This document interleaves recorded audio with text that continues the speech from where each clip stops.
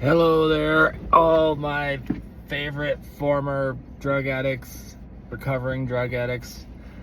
So, one thing that I learned during my 30 years of getting high was that if I didn't like something, I just walked away. It's like the only absolute necessity in my life was making sure that I had drugs and always staying on them. So if any problems ever arose, I just walked away.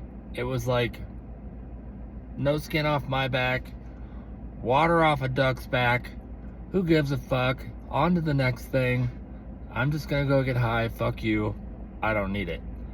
So what that taught me through decades was that if I don't like something, just walk away from it. So that's kind of translated into my professional life. It's weird to say that I even have a professional life. Being a CDL-A holder for the last 6 years, I've noticed a pattern. And that pattern is I will work for a company for a little while, and then as soon as things don't go my way, I'll just walk away. Which is kind of a nightmare because being the new guy all the time and having to learn new skills all the time is a fucking nightmare. So I just took this job with a disposal and recycling company last week. And it's a lot harder than I expected, like a lot harder. We have right around 70 to 80 stops per day.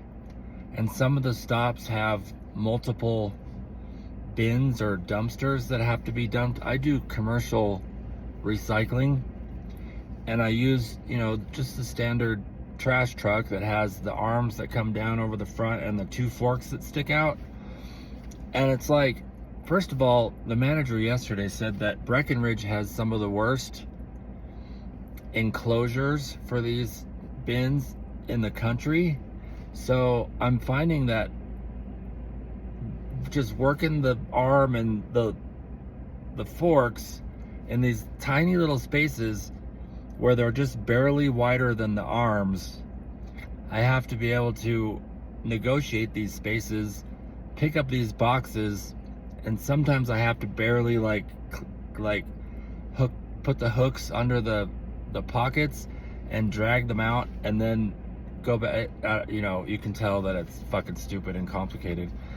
But it just, I don't know what it is. I guess I'm terrified. I'm just used to things going wrong in life. And then when they do, I just say, fuck it, and walk away.